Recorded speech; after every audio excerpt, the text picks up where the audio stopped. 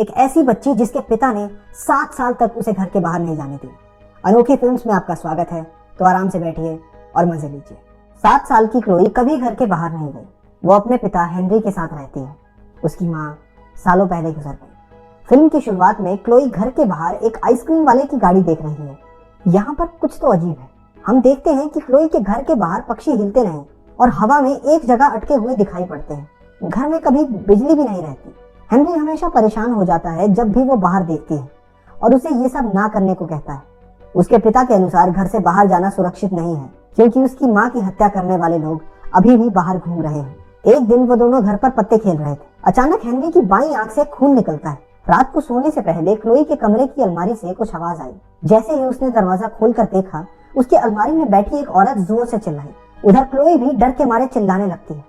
वो भागकर अपने बेड पर वापस आई और दीवारों पर कुछ बनाना शुरू कर दिया। वो लगातार भूत भाग जा धीमी आवाज में दोहराने लगी। थोड़ी देर बाद उस औरत के चिल्लाने की आवाज बंद हो गई। क्लोई के चेक करने पर वो अलमारी में भी नहीं थी। अगली सुबह क्लोई एक आइसक्रीम वाले की आवाज से उठी। उसके पड़ोस में रहने वाली लड़की हार्पर आइसक्रीम खरीद रही थी। वो धीरे से फुसफुसाती है कि वो आइसक्रीम उसे चाहिए, ये जानते हुए कि हार्पर उसे सुन नहीं सकती। थोड़ी देर बाद दरवाजे को कोई खटखटाता है। क्लोई भागते हुए नीचे गई और दरवाजा खोला। दरवाजे पर आइसक्रीम लिए हार्पर खड़ी थी। इससे पहले कि वो आइसक्रीम ले पाती, हेनरी ने वहां आकर उसे रोक दिया। हार्पर क्लोई को उसके नाम से पुकारती है। हेनरी समझ नहीं पाता कि उसे क्लोई का नाम कैसे पता, क्योंकि उसने तो कभी किसी को क्लोई से नहीं मिलवाया। वो क्लोई से पूछता है कि क्या वो उस लड़की से पहले कभी मिली है। क्लोई मना करते हुए कहती है कि वो कभी घर से बाहर गई ही नहीं, तो उससे मिलेगी कैसे। हेनरी उस पर यकीन ना करते हुए सजा के तौर पर उसे कमरे में बंद कर देता है। अगली सुबह उसने दरवाजा खोलकर अपनी बेटी से माफी मांगी, लेकिन क्लोई की नाराजगी अभी खत्म नहीं हुई थी। वो घर के बाहर जाना चाहती है। हेनरी उसे आइसक्रीम खिलाने का प्रॉमिस करता है अगर वो वादा करे कि कभी किसी अनजान आदमी के लिए दरवाजा नहीं खोलेगी। ये कहकर वो घर से बाहर चला जाता है। कुछ देर बाद हेनरी जख्मी हालत में घर लौटा। जब वो बाथरूम में अपने घाव को संभाल रहा था, क्लोई झट से उसकी चीजों में आइसक्रीम ढूंढने लगी। आइसक्रीम ना मिलने पर वो हताश हो गई और अपने पिता को डांटने लगी। हेनरी उसके शरीर पर लगे घाव की वजह से बेहोश हो गया। तभी क्लोई ने बाहर आइसक्रीम वाले की आवाज सुनी। वो एक $100 का नोट लेकर बाहर चली गई। बाहर आइसक्रीम वाला आदमी उसे पार्क ले जाने का वादा करके अपने साथ चलने को कहता है। थोड़े सोच विचार के बाद वो गाड़ी में बैठ गई। क्लोई ने गाड़ी की खिड़की से पहली बार बाहरी दुनिया को देखा। उसकी नजर एक बड़े बैनर पर पड़ी, जिसमें एक आदमी की बाईं आंख से खून बह रहा था। फोटो के नीचे लिखा था, अगर ऐसा कोई दिखे तो पुलिस को फोन कीजिए। वो बूढ़ा आदमी क्लोई से पूछता है कि क्या कभी उसकी बाईं आंख से खून निकला है, जिसे क्लोई मना कर देती है। पार्क में झूला झूलती क्लोई से उस बूढ़े आदमी ने पूछा कि क्या कुछ ऐसा है जो वो कर सकती है और बाकी लोग नहीं कर सकते। क्लोई झूला झूलने में मगन इस सवाल का जवाब नहीं देती। इसके बाद वो उसे तेज तेज झुलाने लगता है ताकि गुस्से और डर से उसकी शक्तियां बाहर आ जाएं। थोड़ी देर बाद एक पुलिस वाला वहां आया और उसने उस बूढ़े आदमी को लड़की से दूर हटने को कहा। वो बूढ़ा आदमी क्लोई की तरफ मुड़कर कहता है कि ये उसकी माँ को मारने वाले बुरे लोगों में से एक है। क्लोई गुस्सा होकर उस पुलिस वाले को जाने के लिए कहती है। न जाने कैसे वो उसकी बात मानकर वहां से चला गया। क्लोई के पास अपनी बात को दूसरों से मनवाने की शक्ति है। वो दोनों वहां से क्लोई के घर की तरफ निकलते हैं। रास्ते में उस बूढ़े आदमी ने क्लोई को उसकी माँ की तस्वीर दिखाई, मैरी। असल में ये बूढ़ा आदमी कोई और नहीं, उसका नाना एलन है। जाने से पहले वो क्लोई को एक पाउडर देता है, जिसे अगर वो अपने पिता हेनरी को पिला देगी तो वो दोनों ऐसे ही बाहर घूमने जा सकते हैं। कुछ घंटों बाद हेनरी बेहोशी की हालत से बाहर आया। क्लोई अपने कमरे में ड्राइंग कर रही थी। हेनरी को देखकर उसका गुस्सा फूट पड़ा। वो अपने पिता से कहती है कि उसने क्लोई को आज तक सब कुछ झूठ कहा और घर के बाहर कोई बुरे लोग नहीं है। इस बात पर दोनों बाप बेटी में खूब लड़ाई हुई। क्लोई अकेली लेटी अपनी माँ की तस्वीर को निहारते हुए सोच रही थी कि अगर वो साथ होती तो उनकी जिंदगी कैसी होती। अचानक उसकी अलमारी से आवाजें आने लगती हैं। अलमारी खोलने पर उसे वही औरत फिर से दिखाई देती है, लेकिन इस बार वो समझ जाती है कि ये उसकी माँ मैरी है। उसने मैरी के पास जाकर अपना परिचय दिया, लेकिन मैरी अपनी बेटी को गले लगाने की बजाय चिल्लाने लगी कि ये उसका भ्रम है और क्लोई असली नहीं हो सकती। क्लोई डर कर अलमारी से बाहर चली आई। ऐसा लगता है कि क्लोई के पास एक और शक्ति है कि वो किसी से दूर होने के बावजूद उसे देख और बात कर सकती है। सुबह उठने पर जब वो बाहर आई तो हेनरी टीवी देखते देखते सो रहा था। टीवी पर न्यूज चैनल लगा हुआ था, जिससे क्लोई को पता चला कि दुनिया में फ्रीक्स नाम से बुलाए जाने वाले लोग भी रहते हैं, जिनके पास करिश्माई शक्तियां होती हैं। जब वो इन शक्तियों का इस्तेमाल करते हैं तो उनकी बाईं आंख से खून निकलता है। 10 साल पहले एक ऐसे ही फ्रीक ने डैलस शहर को तबाह करके हजारों मासूम लोगों की जान ले ली थी। इस हादसे के बाद सरकार ने ऐसे लोगों के खिलाफ एक एडीएफ नाम की सेना का गठन किया।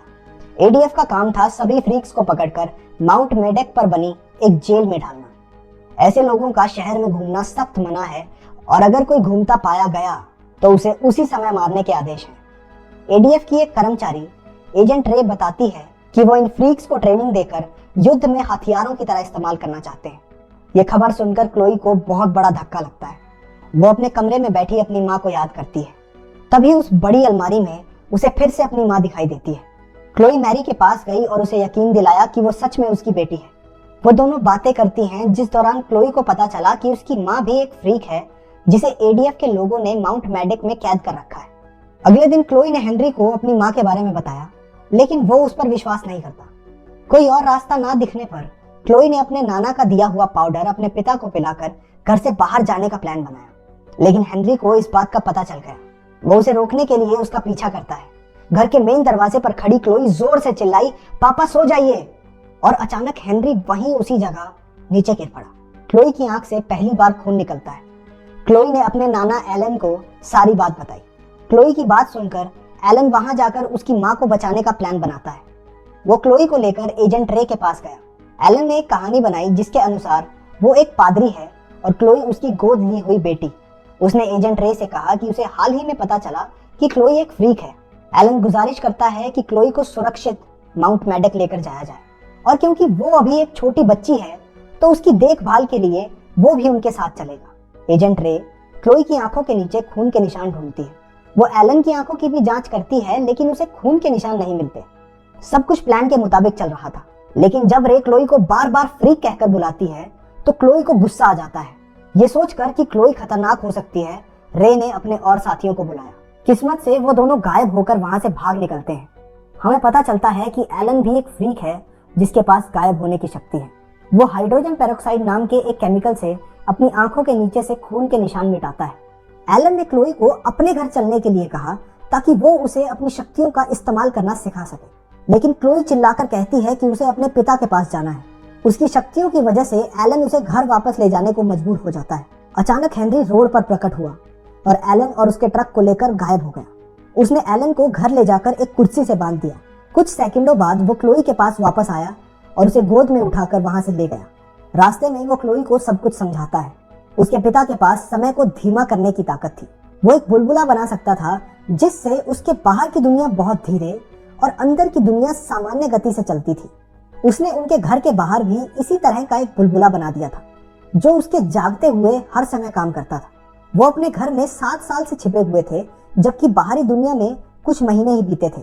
हेनरी सोचता है कि अब क्लोई उसके साथ सुरक्षित नहीं रहेगी। वो अपने पड़ोसी को बहुत सारे पैसे देकर उसे गोद लेने के लिए कहता है।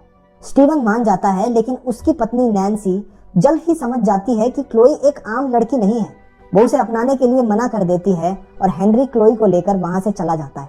घर आकर हेनरी ने क्लोई की बाईं आंख से निकलते खून को देखा। वो समझ गया कि क्लोई के पास भी करिश्माई शक्तियां हैं और वो उनका इस्तेमाल करना सीख गई है। उस पर भरोसा न कर पाने की वजह से वो उसे एक छोटे कमरे में बंद कर देता है।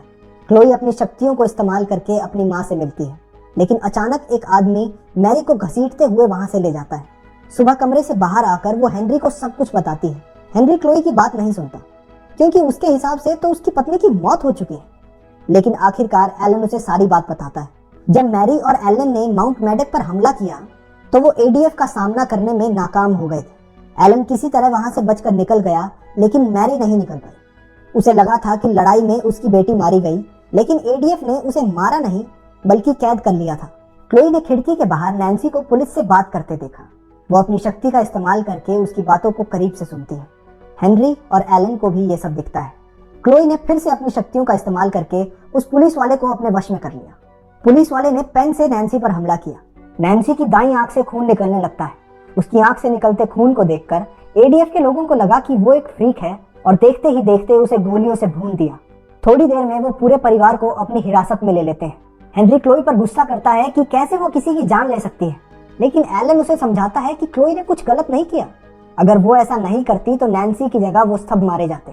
क्लोई अपने कमरे में जाकर फिर से अपनी माँ को याद करती है। उसे मैरी बंधी हुई दिखती है। कुछ देर बाद हेनरी और एलन भी वहां आ गए। पता चलता है कि मैरी को जल्द ही मार दिया जाएगा। एलन डॉक्टर पर गोली चलाता है लेकिन कुछ फायदा नहीं होता। हेनरी अपने आप को बेबस महसूस करता है। अचानक क्लोई डॉक्टर के दिमाग को अपने वश में करके उसे खुद को मारने के लिए मजबूर कर देती है। फिर वो वहां खड़े पुलिस वाले का इस्तेमाल करके अपनी माँ के हाथ पैर खुलवाती है। इस दौरान उनके घर की घंटी बजती है। बाहर एजेंट रे खड़ी थी। हेनरी समय को रोकने वाला बुलबुला बनाता है और एक घर बेचने वाले की तरह तैयार होकर दरवाजा खोलने जाता है। रे उसकी आंखों के नीचे खून के निशान खोजती है, लेकिन एलन पहले ही हाइड्रोजन पेरोक्साइड से उन्हें मिटा चुका था। कुछ देर बाद मालूम पड़ता है कि रे उसके बारे में पहले से जानती थी। ऊपर कमरे में क्लोई अपनी माँ को माउंट मेडेक जेल से निकालने की कोशिश कर रही थी। हेनरी की मदद करने के लिए एलन वहां आया, लेकिन उसके कुछ कर पाने से पहले रे हेनरी को गोली मारकर घायल कर देती है। इससे पहले कि वो एलन को भी शूट कर दे, वो वहां से गायब हो गया। वो घर के ऊपर वाले कमरे में क्लोई को देखती है, जो अपनी माँ को जेल से निकालने में लगी थी। मौका देखकर उसने क्लोई पर गोली चलाई, लेकिन एलन ने क्लोई के सामने आकर उसे बचाते हुए अपनी जान दे दी। अपने नाना को मरता देख क्लोई गुस्से से भर जाती है। वो रे के दिमाग को कब्जे में लेकर उससे खुद को ही गोली मरवा देती है। बाहर पुलिस ने गोलियों की आवाज सुनकर घर को हर तरफ से घेर लिया। अपने नाना को आखिरी बार अलविदा कहकर क्लोई अपनी माँ को बचाने की प्रक्रिया जारी रखती है। वो जेल में तैनात सैनिकों के दिमाग पर कब्जा करके उन्हें आपस में लड़वा देती है, ताकि उसकी माँ सही सलामत वहां से निकल सके। आखिरकार वो जेल से बाहर निकलने के दरवाजे को खोल देती है, जिससे मैरी बाहर निकलने में सफल हुई। आजाद होते ही मैरी अपनी शक्तियों का इस्तेमाल करके वहां से उड़ जाती है। शक्तियों के ज्यादा इस्तेमाल से क्लोई थक कर घर में बेहोश हो गई। दूसरी ओर एक मिसाइल उनके घर पर दाग दी जाती है। हेनरी एक आखिरी बार अपनी शक्तियों का इस्तेमाल करके किसी तरह उसे घर के बाहर ले आता है। क्लोई के उठने पर हेनरी उसे कहता है कि वो दुनिया की सबसे अच्छी बेटी है और उसे दुख है कि वो अपनी बेटी के साथ एक आम खुशनुमा जिंदगी नहीं बिता पाया। हेनरी मर जाता है। अचानक बाहर से गोलियां चलने लगती हैं। एडीएफ के लोग अभी भी क्लोई को ढूंढने की कोशिश कर रहे हैं, लेकिन मैरी वहां आकर उसे बचा लेती है। वो दोनों पहली बार मिलते हैं। मैरी उसे वादा करती है कि वो हमेशा उसे छुपा कर रखेगी और किसी को उसे नुकसान नहीं पहुंचाने देगी, लेकिन क्लोई कहती है कि बस अब बहुत हुआ। वो डर की जिंदगी नहीं जिएगी। उनका जहां मन करेगा वो रहेंगे और एक आम जिंदगी जिएंगे।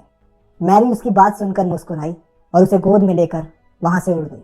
वीडियो पसंद आई तो लाइक कर देना, चैनल को सब्सक्राइब कर देना और कमेंट्स में ये जरूर बताना कि अगर आपके पास ऐसी शक्तियां होती तो आप क्या करते।